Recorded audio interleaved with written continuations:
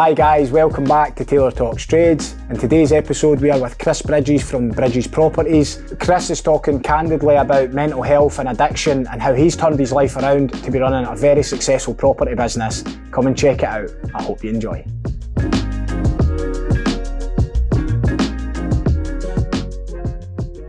Hi Kris, welcome to Taylor Talks Trades. I know it's going to be a wee bit a different one today. You're not for the trades background, but been seeing everything you're doing online with your property stuff, but also sort of your mental health journey. So I'm quite keen to get local businesses on here, local guys, and probably I think we've got a lot in common, sort of similar sort of journeys and the things that we've been doing. So I think it would be good for the audience to hear that. So where did it all start for you, mate? Thanks very much for having me on, first of all, mate. Pleasure to come on and kind of share a bit of my story. So where it started with Bridges Properties was, so it was back 2021, so 3 years ago now, and I had been kind of, so my background kind of before that was always kind of sales, and then a kind of opportunity had came up. I knew, the truth be told, I lost my job in car sales.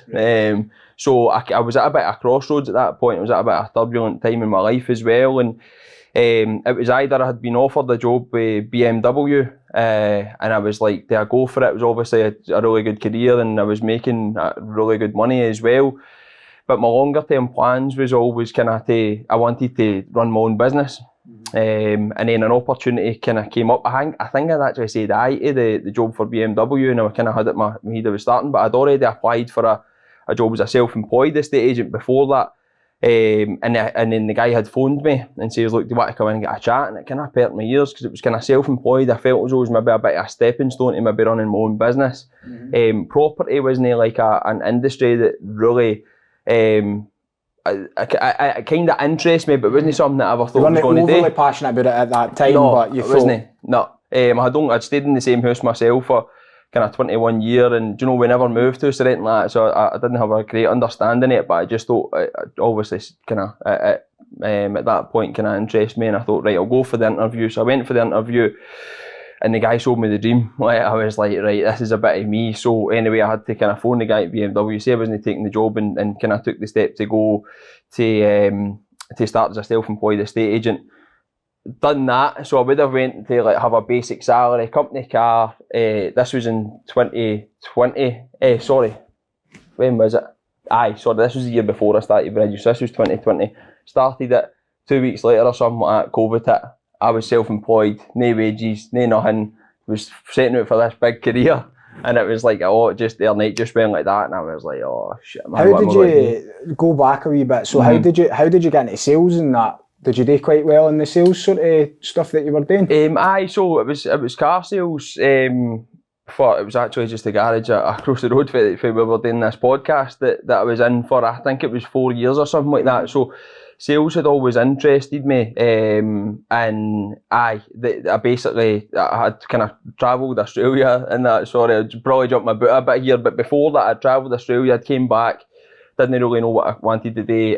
Always knew I wanted to get into sales. Applied for it, went for the interview, got it, and ended up doing really well at it. And amongst it being, it was a really kind of turbulent time in my life, as I say. So, but I still managed to do well at it when I was there. Learned loads for it. The amount of kind of stuff that I've learned for that stands me in great stead for selling houses is amazing. That's what I was thinking. The reason I was asking about sales is because the typical, like this relates to trades as well, the typical sort of tradesman, if you like, we leave school, we get our trade, you know, I became a roofer, and then you go about being a roofer, but then when you start up in business for yourself, you didn't realise that you need to know sales, so you just go and start fixing folks' roofs, and you try and give good customer care or whatnot, and you're like, if I can do the job, that's fine, but then you get to a point where you actually realise, no, this is a sale, and then you go out, and you know, there's other people competing for that work as well. So I just, I like the kind of, I'm already joining the dots between having that sales background probably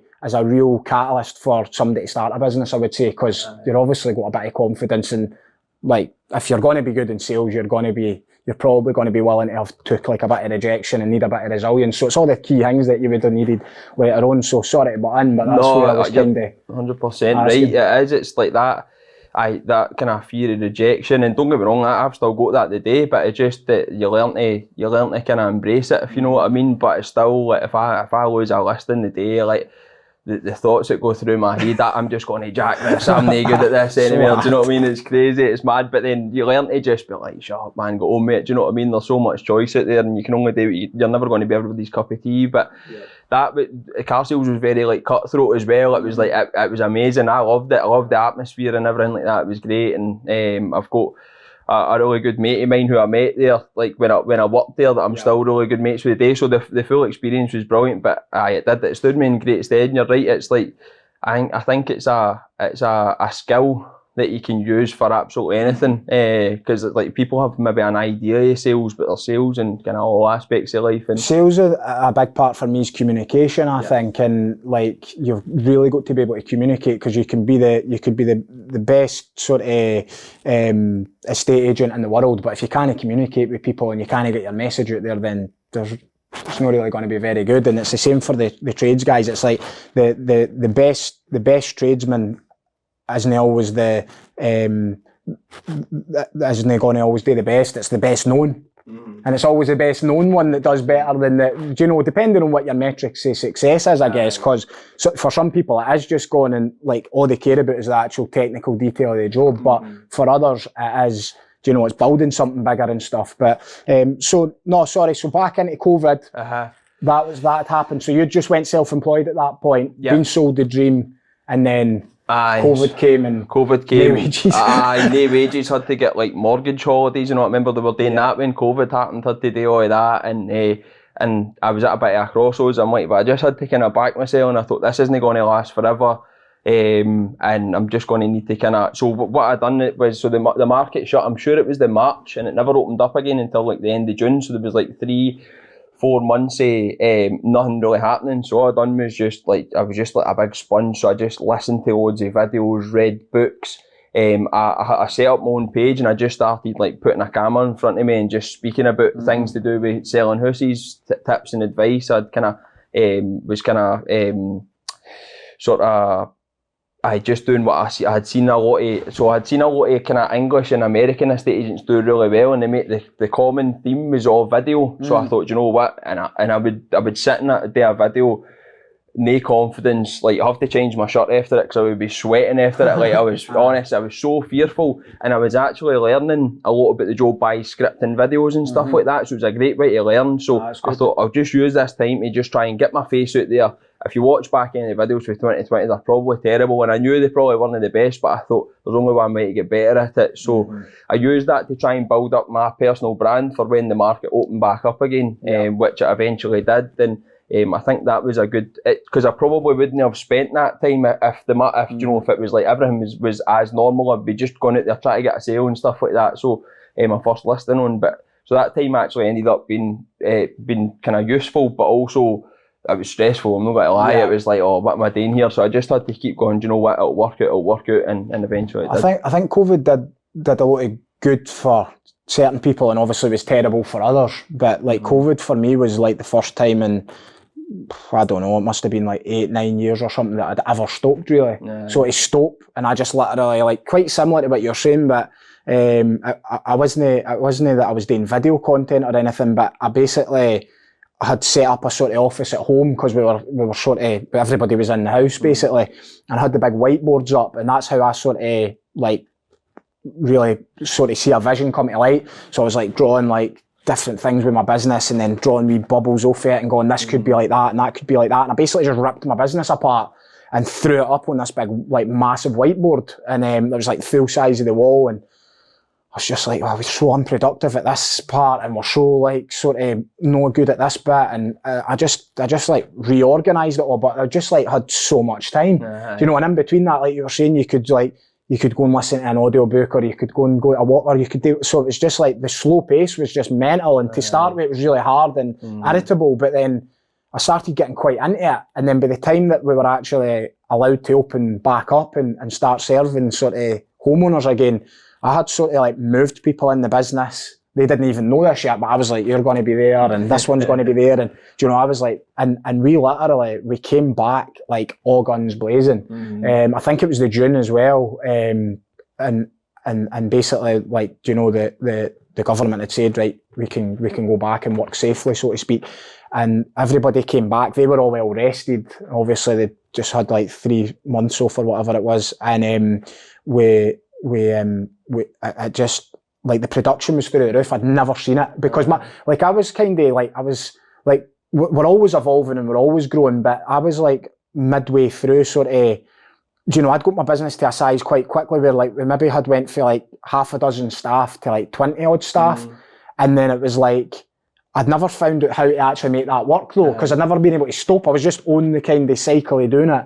And then like when I got that chance to kind of stop and pull it all apart, I actually managed to see how to make that model really, really profitable as well and cut it down and make it a wee bit leaner and stuff. And it was like, it was a great couple of years, to be honest. And it was, and it was the sort of the most profitable we'd ever been. And that allowed us to probably go on and build what we went on to build after that, because like we actually for once we weren't like minus 25 grand in our bank. We'd actually had a good bit of cash in our bank. Do you know, we weren't like sort of going, oh, I wonder if we'll be able to pay the VAT here or what, do you know, and like in the early days that's what it was like, where you were trying to grow at pace and you were going, this is so difficult. So it was like it was actually a springboard for us. And it sounds as though it was for you as well. Like when else would you get that time? And I'm not saying like, you know, I like to look at things in kind of a positive light today, but it wasn't like that for everybody. Of course it wasn't. A lot of people struggled during that time, but as like a business owner, like when else would you ever get that time to, you know, like, you know what it's like, you're just every day, you're just hard and at see, at this point, was the idea of Bridges property, was that then? No, or was no, that really. later? Like, so that was just, I'm going to put myself out there, personal brand. Aye. So that was like as a self-employed agent. Aye. At that point. Yeah. So like don't get me wrong, like the kind of idea was always there, but I never thought it was going to happen as quickly as it did. It was like, I knew it was a kind of springboard to, or a stepping stone to kind of set up my own business. I always knew that was going to happen, but it happened. So as I say, I started in the kind of February 2021 I started Bridges Properties. Right. So I'd only actually had the experience of selling houses for the July was when I got my first listing on to the February, so it was like 6-7 months. Yes, yep. So it was a bit of a mental idea, like who sets a business up doing something they've only done for like 7 months. But I just, like, in the time that I had done it, and it was no disrespect to the people that I was working for, because it was a good company and everything like that, but I was going to them with kind of ideas. And what do you know, the actual thing that tipped me over the edge to go, I'm going to go and do this myself, is like when people get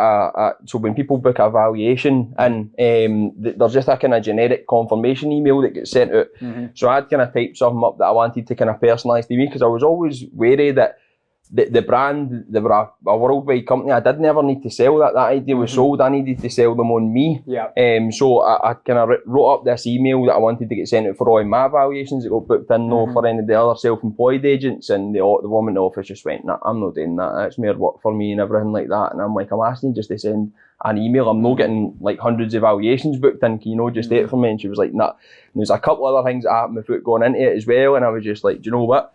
So I had no idea how to set a business up. I had no idea what I was doing. And I spoke to my mum's partner, and I was just like, look, I've got this idea, and he's very positive. I think that's a great idea, do you know what I mean? Like, and then we kind of wrote down the world's shittiest business plan, do you know what I mean? It was like, we just kind of looked at the numbers. Like, I was like, right, how many houses would I need to list to pay myself, like obviously be able to pay the mortgage and stuff like that, and pay all the bills. This is what this costs and that costs and that. We came up with it, and I went, I can do that. So then the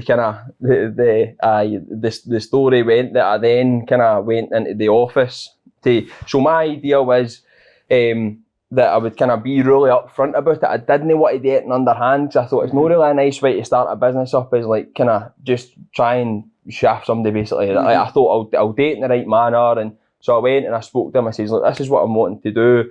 This was obviously the guy at the self-employed place. I says, look, this is what I want to do. I want to go out more, and the decision's been made, but I don't want to poach clients, and you know, I just want to make sure that I'm kind of paid. And so I wanted to just cards on the table. This is what I want. Leave on good terms, so to speak. And then it never happened like that. So he just took the information. He said he was going to speak to the kind of director, and anyway, without going too much into it, came back the next day and just basically says, no, you're not getting X amount, it got a wee bit ugly and stuff like that. So it never happened, and the money that I thought I was owed, I never got as well. Something that was another bit of a muck up my end. I was like, oh shit. So I had to then get a loan for a family member to set the business up, because the money that was coming in was going to pay for all the startup. So luckily I managed to do that, which I'm still paying back today. But so that then kind of, very quickly I was like, right, shit, I'd already kind of registered the company in Company's House, but I had to go and set all the other stuff up, like bank accounts and that, really a lot quicker than I thought it was going to. And then it was like, so it was just mad. I thought it was going to happen in the space of a couple of months, and all of a sudden I had,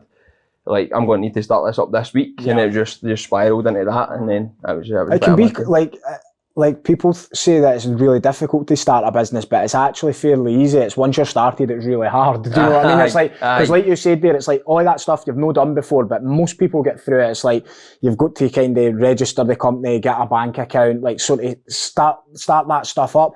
But like once that's done, it's like you're like, no, that's not the hard bit. It's like new, like, do you know? And then that's a honeymoon period, and it's always the next level that's actually the hardest bit to be fair. But so how have you grown it since then? So for then it was just like, the first thing was like, get as many listings on as I can, try and make this work. That went alright, went quite well. First year was great. That's the kind of honeymoon period, innit? Like everybody's like, oh, go on your sale, and like sharing all the posts, and like, really everybody like honeymoon loves period. The new guy, somebody who's trying to do better for themselves. Which is great. The support was amazing, and the support with the business is still great, but that's very much that, like, you've got a point to prove and everything like that, which was great. Even year 2, so then I managed to get my first employee on, and it was I was really wary of that, and it was kind of part-time, then quickly spiraled into full-time, and then since then the team's grown into now a team of 7 as well. So that's the last year I would say, the last 6 months especially, has been the most challenging. Like trying to grow it. Like I've got so many big visions for the company, but the reality is, like you've spoken about it, like cash flow and all that kind of stuff, like I'm learning all of that on the job. Like it's like I didn't know, like, how can a business be profitable but you've got no money? Like that was like, that's a mad concept. But and I'm not saying we've not got any money, but it can happen.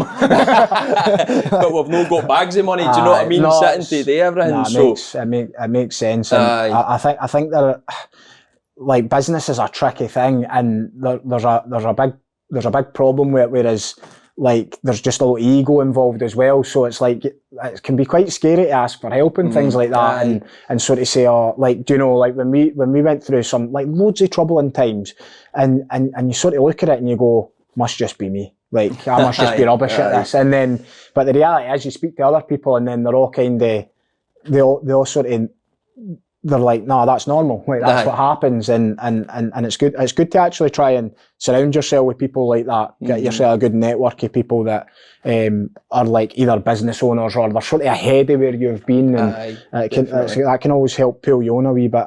But so where are we up to now then? What's happening now then? So as I say, team of 7. Like I'm really happy with the team that we've got. We're kind of, as I say, I've got these like huge ambitions, but I need to remember that it's just like keep it in the day, and we'll get there. Like I believe this business is going to go. Do you know what I mean? I believe it's a really special business. It's going to go places, but the reality is we're not exactly where I would like to be yet. It's like the really hard graft stage. I was just thinking when you were speaking there, I had a guy come in to the office. He was looking for he was fundraising for something, right? And he came in and he was like, just kind of came in and hijacked my day, and I was like, right, okay. And then he was like, so you can sponsor this, and I was like, right, leave it with me and I'll think about it. He's like, because we see how well you're doing and everything like that. And I'm like, mate, I'm driving a Fiesta, do you know what I mean?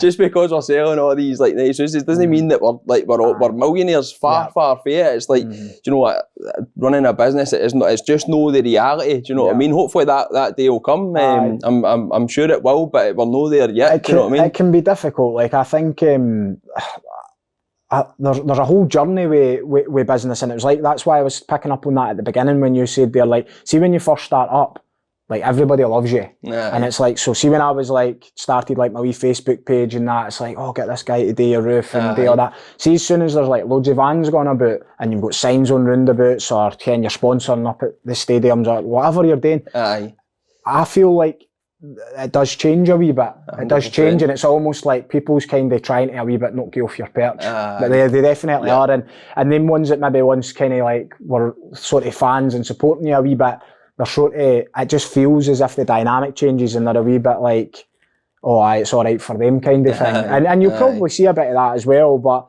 I think there's a lot of that we can maybe build up in our own head as well. But I think there's a lot to be said around the mindset and the different things. But I think sort of West Lothian, Scotland in general, is terrible for like when somebody's like showing a wee bit of success, or like there's that wee bit of hype that like it's almost like I feels like there's a mission for people to just pull you in. And have you kind of had that as well? Would you say? Do you get that kind of feeling that like in that honeymoon period, like you've got that extra support, but then it's sort of like later on it starts to become quite lonely? It can, to be fair. Because now all of a sudden, you maybe had a group of mates or whatever, and you're all kind of, just say if it was me, you're all working, you're all roofers, and you're all kind of doing the same, but then all of a sudden I'm maybe here now and I'm employing these people, and like I can't have the same conversation with them because I've never hired anybody, or I've never really understood how to like what sales is or what marketing is or whatever, and it's just like the dynamics change a wee bit, and that can be quite a difficult place. I had a guy, Mike Green, on my podcast. He was on Secret Millionaire, right? And he spoke about an analogy of like wolf packs, and it really resonated quite a bit because he was sort of saying like you're in a wolf pack originally, but then you sort of leave that one. For me that would have been the roofer. For you it might have been the self-employed, or maybe even the employed. Like and then you leave that and you go to the next pack, which is the sort of self-employed or the business owner. Mm-hmm. But it's like when you're going out, like these folk are kind of trying to pull you back. But these new folk didn't really totally like necessarily want you either. You kind of got to prove yourself there. So you're in this like really lonely area. Then you get over, and then you maybe find yourself in that sort of. You maybe settle into that pack, and you're maybe self-employed or whatever, and you're like, right, that's fine. But then you left that pack again, and then you had to go to the next one, which is like, it's not just self-employed now, it's actually, because self-employed and business owner's different, really. Like there's loads of different ways we could break it down, but when you then get to that business owner where it's like, now you're like employing, say, 6-7 people, whatever it is now, it's then a different pack again. And now then people who are even self-employed, like they've never maybe necessarily employed anybody else.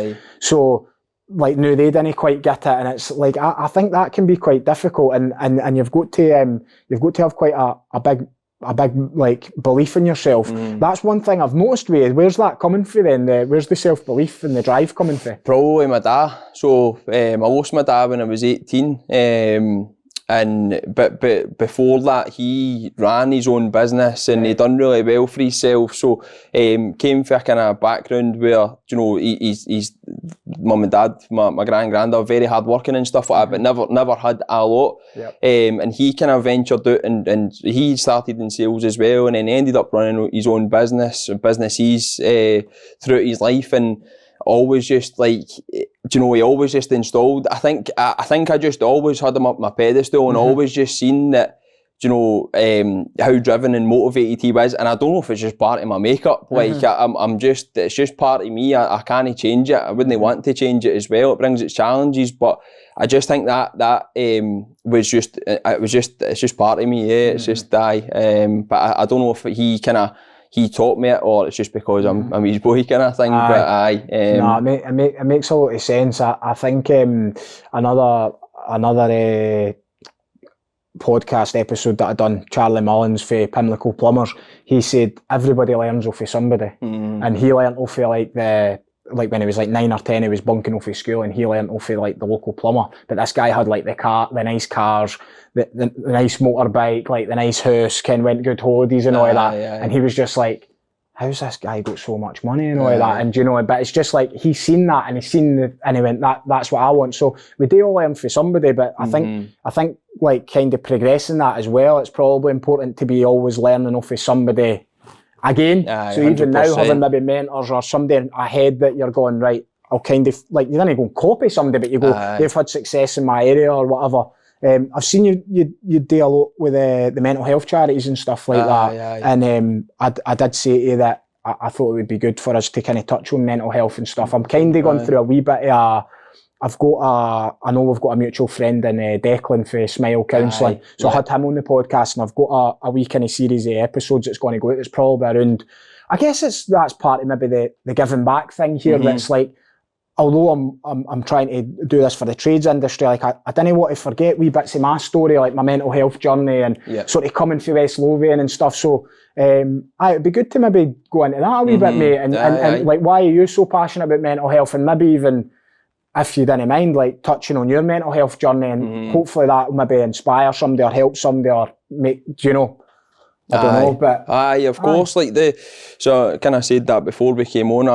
I'm an open book when it comes to this stuff. It's not always been like that. I was, I'll kind of speak a wee bit about my mental health journey, and it's not like I'm a hero or anything like that. But I just think that if I can be kind of open and honest about my struggles, then even if there's one person that's maybe listening to this podcast that gets a wee bit of belief, because when I was going through my struggles, I thought I was the only person that struggled mentally. I heard somebody say last night in a podcast, they struggle with, or they suffer for terminal uniqueness. And I feel like it's like I'm the only person that's going through this and stuff like that. But it's just always nice when I get a lot for hearing other people maybe open up, and hopefully, you know, I can help people by being like that, because it's like, go to work in a suit and own a business and stuff like that, and it means nothing in terms of, you know, I've struggled big time mentally. So it all kind of started when, even for when I was younger, so I'm open and honest about I'm an alcoholic and an addict, which I never believed that, I never thought the words would ever come out of my mouth, because I had a big stigma attached to that, and I thought, you know, an alcoholic was maybe somebody that had was lying in the street, like you see in a film, with a brown paper bag and all that kind of stuff, and it's just that it's just a big stigma. It's so far from the reality. But I was drinking alcohol right from the start, to be honest with you. Alcohol just had an effect on my body that completely changed me. But even when I was kind of sober, it's, you know, the illness doesn't just start when you kind of pick up a drink. But really, what progressed that, I touched on losing my dad when I was 18, which is coming up just 10 years ago this month, and he took his own life. So that was when I was 18. So my full life, as I say, I kind of looked up to him and everything like that, and my full life just tipped upside down. Just that was all taken away from me overnight. And obviously I've got two sisters and my mum that went through exactly the same thing. So that trauma, that was just kind of started a really horrible kind of part of my life. I had to kind of grow up quite quickly, which I didn't do a very good job at, to be honest with you. But I struggled with that massively, as do you know what I mean, kind of understandably. But my drinking, it was like, the way I always explain it is my drinking was bad before that.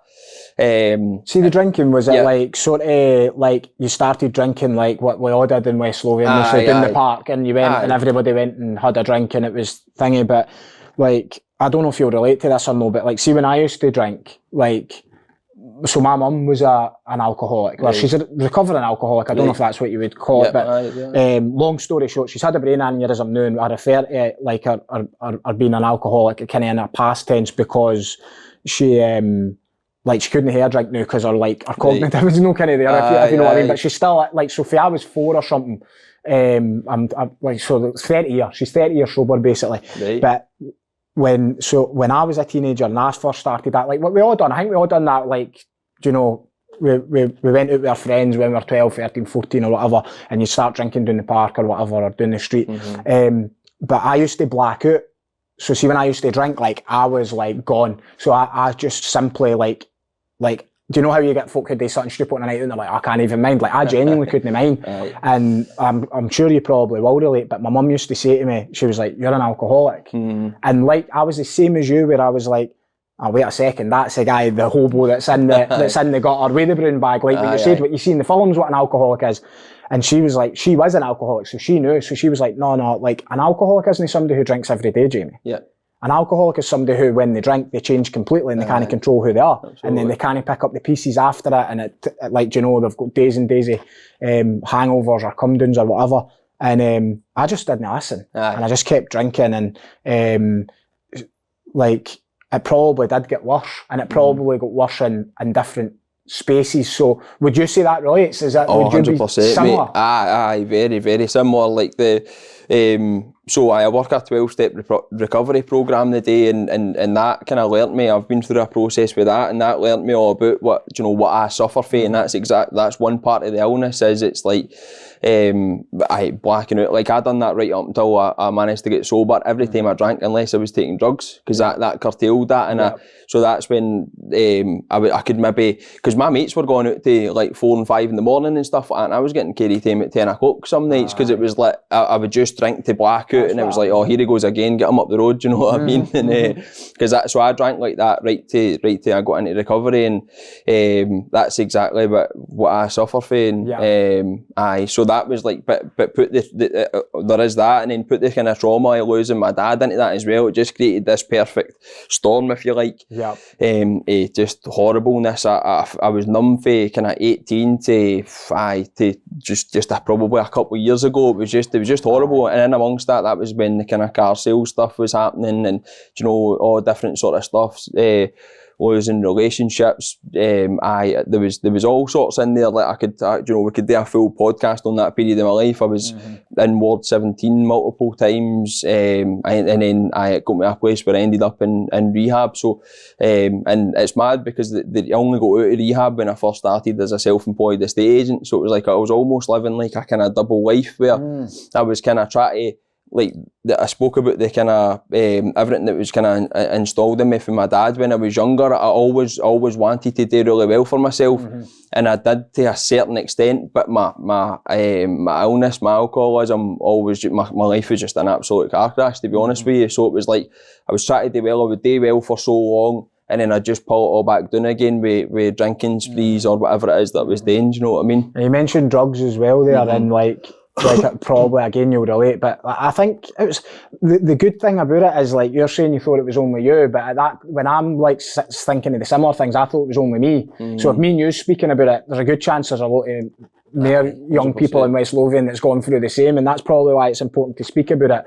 And that's probably like but so the blacking out was massive for me, but I sort of curbed the blacking out by the cocaine. That would keep me on a level. So it was like when I first got into that, it was like that was sort of, I didn't ever get to the point of probably the courageous bravery level I'm sensing for you, where you're saying I'm an alcoholic, but like I didn't ever probably accept that I was, but I did do something about it, if you know what I mean. But I just went, that does not agree with me, and I can't do that anymore. But I used to do that, and then I went through this spell where it was like I was drinking, but the only way I could actually go out and drink on a night out and not get carried home early or end up fighting or doing something stupid 100%. Would be like I would take cocaine a lot, and I would just be like quite wired, and then I could just remember everything, and I was like, oh, this is great. And well, I'm not saying this is great, but it probably was at the time. But then obviously off the back of that, then there was like the days and days of like, oh, like the fear. But even though you can remember everything, and before, like the fear would have been the alcohol, where it's like, I probably did do something I shouldn't have done. So the fear felt right, but then when you've got the fear when you're like, I can remember everything, I've never done anything wrong, but that gut-wrenching feelings there, I think the drugs does that. And then I just started going through this rut of like, even at a point I'd started up my roofing company and all that, and it was just like, and it was like probably up to a point where I was like, had quite a lot of people working for me and all that, and I was like, but I just, like, so a lot of people would think, oh, he's really successful, he's doing really quite well there, but meanwhile, like, I was drinking and taking drugs and probably wrecking a lot of things, and actually, like, limiting so much of what I could have been doing. So to me, I was like, people were, like, thinking, oh, look, like, you've kind of left employment, you've got your own business, you've got your own house, you've got a wife, you've got kids. Like, to everybody else, it's like, it's perfect. But I'm like saying to them, I'm like, no, but I'm only operating at like 50% here, because half of my week's spent for the come down for the weekend. The wee bit of difference that I've probably got the benefit is because, like, I did have, like, got with Kelly quite young, like my wife, and took the stepkids on. So I did have responsibility. So that wasn't every weekend. This would maybe be like, it's just whenever I did go out, that would happen. So it started to kind of, like, be less and less, and then it maybe be like to the point where I'd only go out, like, I actually stopped going out entirely. So I basically, the way I solved the problem was by not going into the environment where it was happening, which meant I had to lose all my friends. I had to I had to no go to the places I used to go to, and I went into a real lonely place. Like, it probably affected my mental health even more. So it was harder to get out than it was to stay in many respects, because I was like, I can't continue like this. But then actually the getting sort of coming away from that, like, nobody could understand. And they couldn't understand why I can't come out tonight with these guys. Ken, shite bag, or you're a proof and all that. Ken, that's what happens. And you're like, no, it's no, by the way, it's because, see, on Wednesday next week, and this is Saturday, I didn't want to be sitting there wanting to kill myself again. 100%, man. Ken, and like, but nobody could get that. And maybe they could, but just they wouldn't say it in the group setting, so nobody was defending you, and it just wasn't getting spoke about. And it was kind of, so I'm sure you relate, but definitely. I think hopefully anybody listening to this just goes, well, yous have said it out loud now, so if yous can do it, we can do it. And that's all I would hope for somebody. Again, if they're feeling that way, just like pick up the phone, phone somebody, message somebody, just say how you're feeling, because that initial hurdle of getting over that, it is terrible, but it'll be like, you'll relate to it with doing the camera stuff, the stuff on camera. Once you do it, like, you've done it and you just start doing it, and it's quite similar. It's like you just got to get over that threshold of being vulnerable and then moving on. But the only reason I'm stealing the show by giving you all my story, I'm doing it because, like, I want you to feel comfortable to share your story as well. But I just think it's important that people can pick that up and relate to that. I think that's half the battle. It's like, it's just being able to kind of speak about it. As I say, I was like, as I say, it was like a double life. I was trying to hide it so much that I was struggling, and that it was just mental, some of the things that had happened in that period of time. I turned into a really horrible person and hurt a lot of people, and was just an absolute shadow of the person that I always wanted to be. And it's only really been, like, even my mates and stuff like that, like, don't get me wrong, with, like you were saying about your mates wanting you go, I think, and then my mates were quite happy that I wasn't going out with them, because it was just an absolute shit show every time, you know what I mean? So it was like, but there was a bit of that, but they all, to be fair to all my mates, they kind of did understand. As I say, it was probably because I was making an absolute arse at most of the time. But and then, as I say, it was just something that I was dead ashamed about and embarrassed about, and that's been a process for me to be able to, like, to sit and do this. If I was to show myself this 2, 3, 4 years ago, I would be like, even, like, I'm nervous right now. Like, in the back of my mind, I'm thinking there, I'm like, somebody might see that and be like, oh, I'm not watching that podcast again, he's a fraud or whatever. But it's like, the way I see it is, or like, if somebody didn't want to get the roof done for me because of that, I would just be like, can you not look at the bit I've done? Can you not look at the absolute transformation that like, actually, like, that's been achieved there? Like, and again, like you said, like, we could probably do hours and hours of a podcast on this, but if you go back, there's obviously traumas somewhere in our lives. There's things that's made us get to that point. Like, nobody chooses to be an alcoholic. No. Nobody chooses to have mental health issues. Nobody chooses to have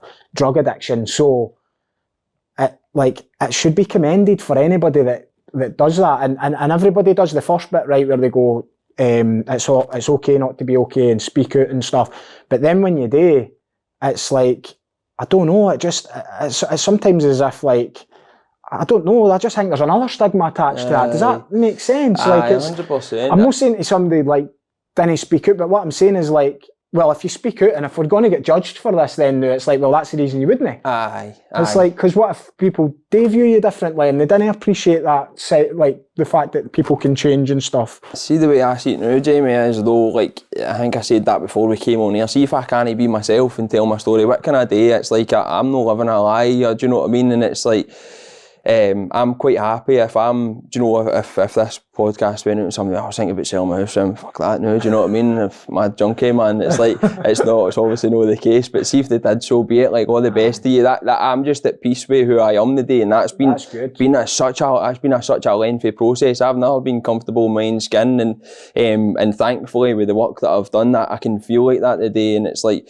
that, I suppose that's the good thing about being my own company and being able to speak like this. If I maybe worked for a bigger company, I would maybe need to hide it and be feared in case I lost my job and stuff like that. But that's the way I see it, and I don't know if people will agree with that or no. But how did you get to that bit, like, where you overcame it, and just, like, So I'm saying, like, I'm like, one of my core values is probably like authenticity, being authentic essentially. Yep. And like, I'm sensing that for you. Like, you just wouldn't feel right if you just had that away.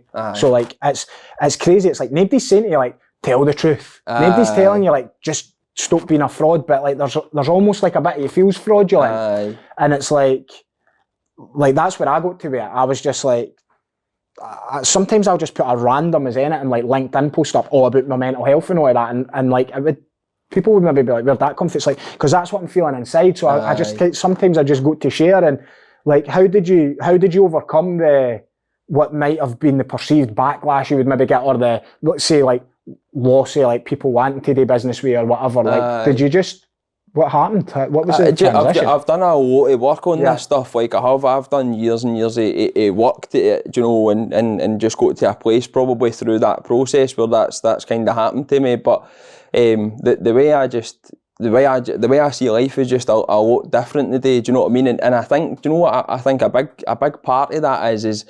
As I say, when I was going through all of that, I thought I was the only person in the world that was making an arse of everything and struggled mentally and everything like that.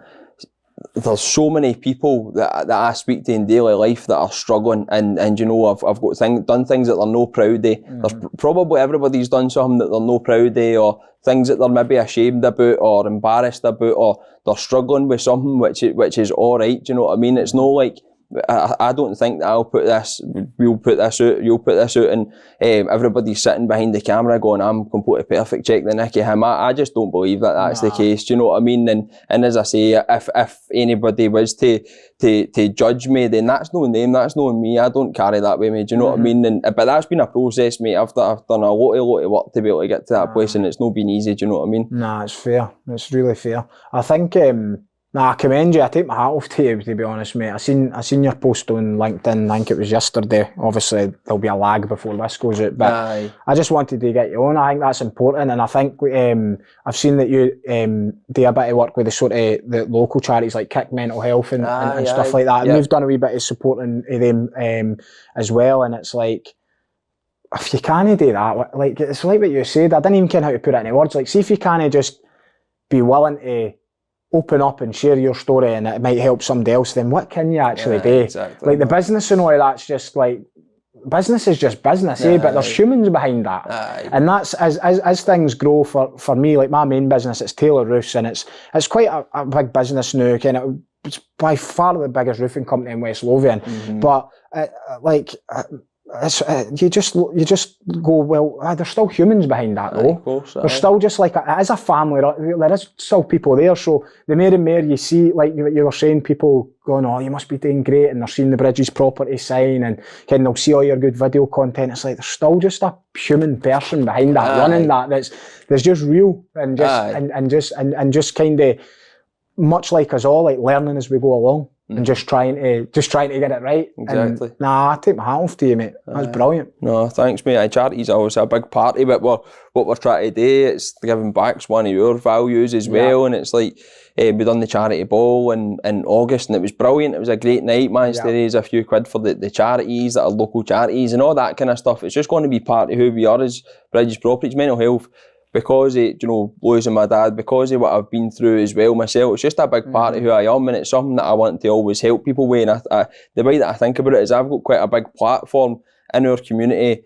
of people that go on our page. A lot of people visit our page and Facebook and stuff like that. It's got a big reach of people in our community, and as I say, see if we put this out and this helps one guy, like how amazing is that? Do you know what I mean? Even one, or doesn't even need to be a guy, but you know what I mean? Somebody that takes some for this and thinks, you know what, I'm going to go and just speak about that, because I've been, it's like this, it's all worth it. Definitely. I lost one of my close friends to suicide, and see, like after it, like a few years started, there was quite a big group of us that went around, and a few years started speaking after it, and like I would say there was at least 3 or 4 of us anyway that said we'd all been having similar thoughts.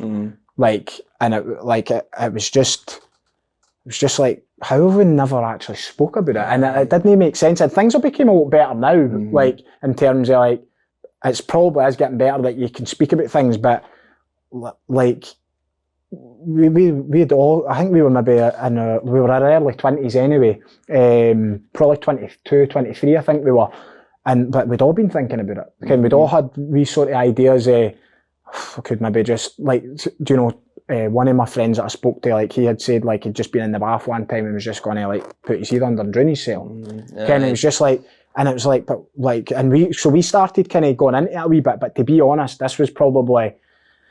I certainly hadn't recovered by that point, but like I was still drinking and taking drugs. So some of these chats were happening when you took drugs and you're sitting and you're right into a conversation, kind of 5 o'clock in the kitchen, 5 o'clock in the morning in the kitchen kind of story. But it was like, but that actually helped a wee bit in the process because you were like, you would go like, well, why were we thinking like that? And you were trying to piece it all together, and all of a sudden you were like probably thinking you were like Jordan Peterson or something in that kitchen. But like, do you know, and it just really made me wake up and go, it must be a lot more rife than actually what it is, and just nobody's speaking about it. And I don't think the work will never be done with it. All we can do is just keep raising awareness. But hopefully this podcast episode goes a long way in doing that. And certainly, like we've probably got a decent reach. Young businessman in West Lothian, we've got a kind of profile there or whatever, and I'd rather fly the flag for that and nobody ever got the roof replaced again than. Nah, that's not maybe not totally true, but you'd say the same yourself. If nobody ever buys another house, it'll be fine. But then we would probably be in even worse mental health. I was only kidding. but no, in all seriousness, that's who we are. Like you can't hide who you are. Like I'm quite proud of overcoming it all. I'm proud that I didn't touch drugs. I'm proud that in the last year I've had like 4 vodkas. 4 of them was like 2 Saturdays ago, because I was away at the Roofing Industry Awards night, and I was just like, I couldn't really be bothered drinking, but it's only like 2 in the morning, and I was like, it's fine, I'll have a couple. And see, the last maybe half a dozen times or whatever I've drank, I've managed to do that. But see, before, I couldn't. So, like, see if it doesn't agree with you and you can't touch it at all, then that's what you do. It's like there should be no carry on with that. And it's just like, for me, I can, like, and that took me a long time to get to that point. And it's probably been in an environment there, I'm with all my industry peers or that. It's like, Ken, you're not like, it's not like maybe when you used to go to the pubs and Ken, you've kind of got that wee bit of kind of peer pressure. Right, we've had a couple of beers now, we'll get a bag or whatever. And nobody's speaking about that. That's the thing. But I'm quite happy with that. And see, when I was asking you how have you kind of got to that point of not really caring, I feel like, see the period for where like it was bad to the period where it's like you've not done any of them things again. The longer that goes, the more confidence and the more like that you sort of can look back on it and be like, well, I'm happy. Like I'm kind of gets further away. Does that make sense? 100%. So for me, like I kind of hit a point where I'd stopped drinking and taking drugs and stuff like that. But then final kind of nail in the coffin, if you like, for me was there was like still some like stag do's and stuff like that. So that would be the only once or twice a year that I would drink. And then like the last one that I went on, like I just went straight back into that environment. So I'd not been drinking, I hadn't been taking drugs, I'd been like writing at my personal development, had been kind of like writing about audio books, reading books, like just learning everything I could possibly learn, sales, marketing, like just bettering myself. I was follow a chap called Dr. Joe Dispenza that does guided meditations and stuff, and I've like been to like loads of his events and things like that, but just was in this really good space. And then we were going away on a stag do, and we were meeting at one of the pubs in Armadale like first thing in the morning, and I got there and I hadn't been drinking or anything, and I was like, promised Kelly, I was like, look, I'll be fine, I'm not even going to be drinking, I'll go about with like the dads, there was some dads and uncles going, I was like, I'll just hang about with them, they're all sensible, it'll be fine. And went in there, and literally like within 5 minutes I'd like started drinking half a pint, and there was just like a big line of Charlie on the thingy. It was we were in the pub like just ourselves. It was like a look in, because the guy whose pub it was the manager. He was the manager there. We were looked in, and it was just like everybody was all there, and it was just like that was and I just got sucked right back into that environment. And I was like, and then that was like for 3 days, it just that like just total mental blacking out all of the stuff again. And when I came back for that, like I was totally suicidal. Like I just didn't, like I just felt ashamed that I'd done that, because I'd been so good for so long, and I'd kind of got back to that point, and then I was just like, I was disgusted with myself, and I was just like, nah, I can't I can't go on like this kind of thing. And I knew then I had to change, but that was like the start of 2018. And then it's took for then, Ken, till now to just actually get to a point where I'm at now where I'm actually comfortable with it all. But now there's just like, I can't even recognise that person anymore. But it just shows you that the environment is just so important that, it's like, if I just started going into the pubs of West Lothian every weekend again now, like, I don't know what would happen. Because I never actually done all the hard work. So I would never say like, oh look, I managed to stop drinking and that and I've done that. It's like, no, I just didn't go there. I managed to have enough sort of determination and will and determination to go, I'm not going to go them places anymore, and unfortunately I'm going to lose friends because like that's the places they go and I'll not be going there anymore and stuff like that. But I think there's just a lot to be said on that environment and getting around people that's sort of similar. So we'll need to keep in touch and keep ourselves on the straight path. But 100%. You anything want to finish on all that, mate? Or? Hey, nah, it's been good just to kind of speak about it, and as I said earlier, if it just kind of helps one person, and don't be ashamed of your story. It's like I'm now in a place where my life is not perfect. Like, do you know what I mean? Melissa, my partner, will tell anybody that. It's like, there's ups and downs and everything like that, and it's a work in progress. But I've found myself now, and I never thought I'd be able to say it, where I'm so grateful for the journey I've been on. Sounds cheesy as anything, man, but it's so true, because I feel like that shaped me into the person that I am today, that's just got so much gratitude. No, every minute, every day, but there's periods I just feel so much gratitude, and I see life in a completely different light. Whereas if I maybe hadn't been through all that kind of hardship, and I'm not saying like, that people have had it a lot worse than me, I'm not saying that, but to be in a place today where I'm actually grateful for all that horribleness, because it's, as I say, it shaped me into the person that I am today. And if anybody is listening to this and thinks, I'm the only person that's doing this, I've made an arse yet again, I'm ruining this, I'm ruining that, it's like, there's help and support right there, man. So just kind of reach out and speak your truth, and it'll set you free. Well done, mate. Thanks, mate. Good thanks man. for having me on, mate. Cheers. Well done.